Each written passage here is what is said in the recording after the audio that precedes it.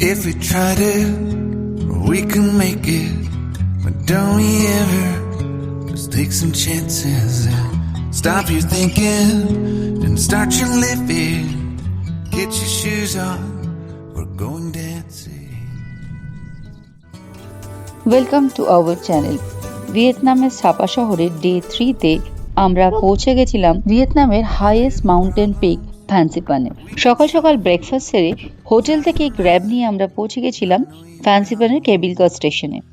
আপনারা চাইলে সাপাতে সান plaza station থেকে মংবাও ফানিকুলার করে ফ্যান্সিপান কেবল কার স্টেশনে পৌঁছাতে পারেন, কিন্তু আমরা ডিরেক্ট গ্র্যাবে করে কেবল কার স্টেশনে পৌঁছেছিলাম। তাতে অনেকটা পরিমাণ সময়ও বেঁচেছিল আর এক্সট্রা ফেয়ারও কম লেগেছিল।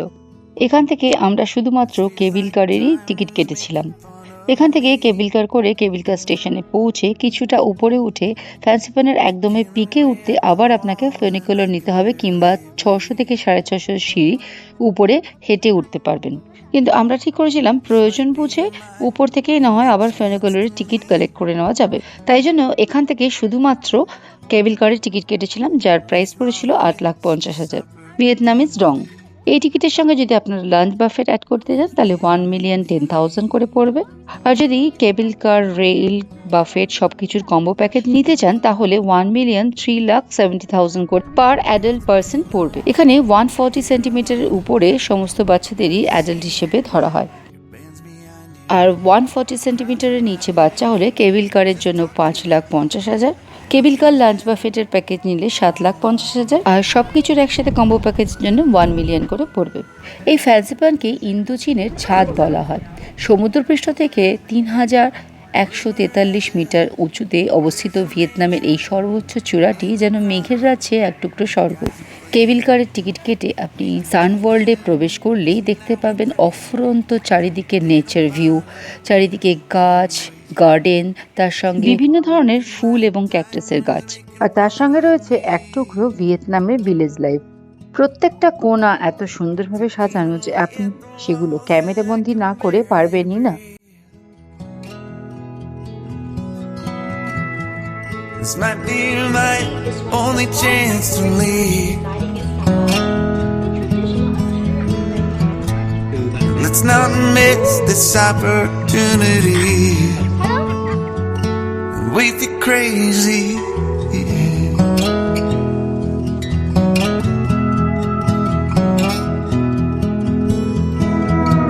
Tell my family I love them. Tell them that I'm doing everything I can to make it home for Christmas. I'll make it alive. I'll do it again, yeah. Yeah.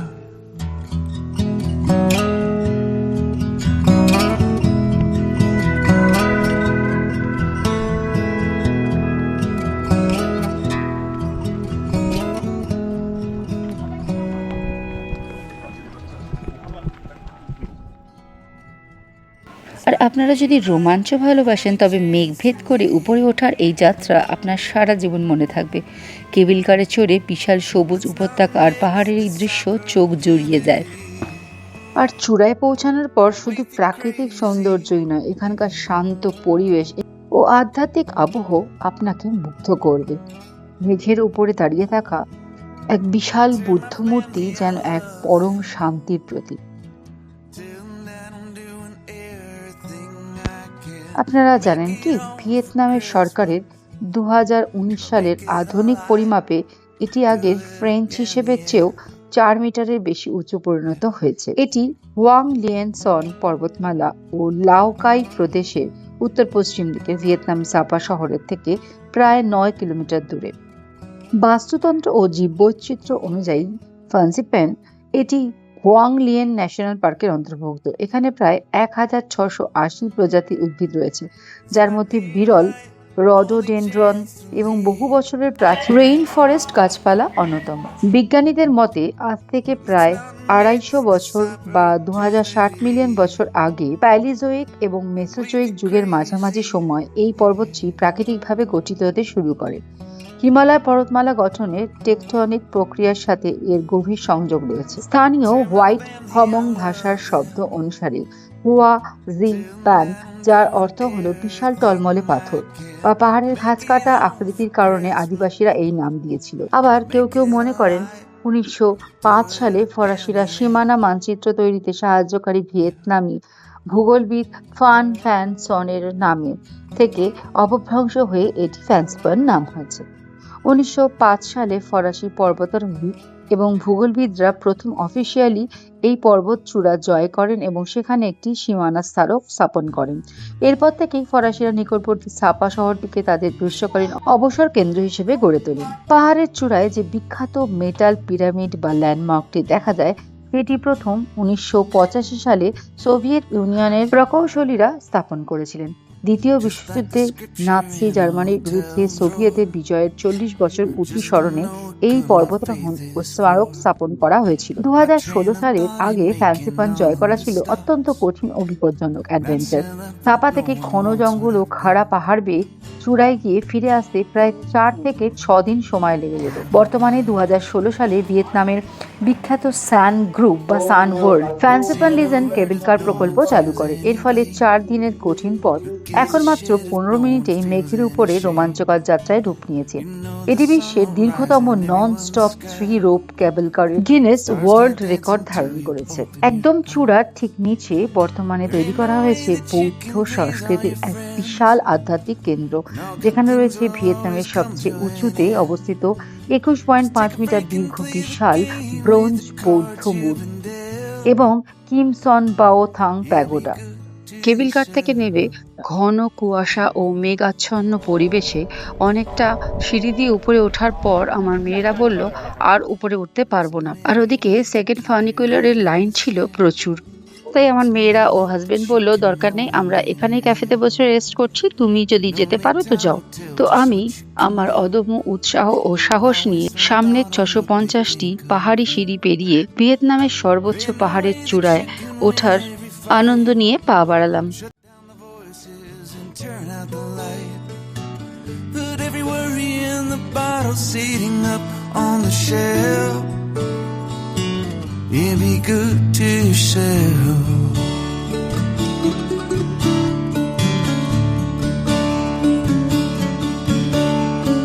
So much time is passing on by. Living with love is the meaning of life. Stop giving in to the feeling that's living inside. One day you'll rest your head from one final time. You'll feel the fear before you say your goodbyes. This life is precious, don't waste it on anyone else. Yeah, be good to yourself.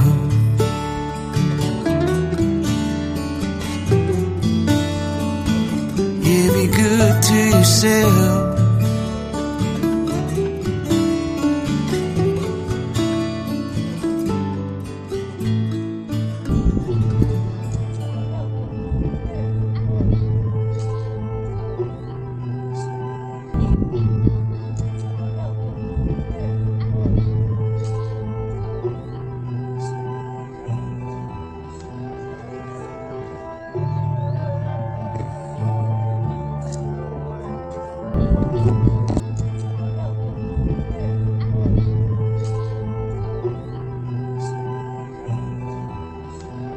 এই যে সামনে এটা দেখতে পাচ্ছেন, এটা হচ্ছে second funicular যাওয়ার stoppage. এখান থেকে ফানিকুলার আপনাকে 650 সিঁড়ির বদলে সোজা পাহাড়ের চূড়া অবধি পৌঁছে দেবে। পুরো 600 সিঁড়ি ওঠার পর আমি যখন পাহাড়ের চূড়ার কাছে ফানিকুলারের স্টপেজটা দেখতে পেলাম, তখন যে কি আনন্দ হচ্ছিল যে আমি কোনো সাহায্য ছাড়াই পাহাড়ের চূড়ায় পৌঁছে গেলাম। পাহাড়ের চূড়ার কাছে ফানিকুলার স্টপেজ থেকে আর মাত্র 50 সিঁড়ি উপরে উঠলে আপনি চিৎকার করে বলতে পারবেন আমি পেরেছি, পাহাড়ের চূড়া জয় করতে আমি পেরেছি। একদম চূড়ায় ভিয়েতনামের পতাকা এবং চারপাশের মেঘের সমুদ্র আর মাঝে দাঁড়িয়ে থাকা আপনি, সত্যিই রোমাঞ্চকর। ফ্যান্সিপানের চূড়া জয় করার এই অনুভূতি ভাষায় প্রকাশ করার মতো নয়। আপনার পরবর্তী অ্যাডভেঞ্চার তালিকায় এটি রাখছেন তো? 650 সিঁড়ি ওঠার পর এই চূড়া জয় করার যে আনন্দ, সত্যিই ভাষায় প্রকাশ করার মতো নয়। অদ্ভুত অপার্থিব আনন্দ, সেটা সারা জীবন মনের মণিকোঠায় থেকে যাবে। এতগুলো পাহাড়ি সিঁড়ি ভেঙে ওঠার কষ্ট, সেটা যেন এই চূড়া জয় করার পর নিমেষে গায়েব হয়ে যায়। আর এখান থেকে চারিদিকের পরিবেশটা যেন আপনার সময়কে কিছুক্ষণের জন্য থমকে দাঁড় করিয়ে দেয়। সাধারণত কি হয়, মেঘ উপরে, আপনি নিচে, কিন্তু এই ফ্যান্সিপানের চূড়া থেকে আপনি দেখতে পাবেন সমস্ত মেঘগুলো নিচে আর আপনি উপরে। আপনি মেঘকে নয়, মেঘেরা আপনাকে ছুঁয়ে চলে যাবে। এই পরিবেশটা কি সত্যিই রোমাঞ্চকর ও মুগ্ধকর নয়? জানাবেন কিন্তু।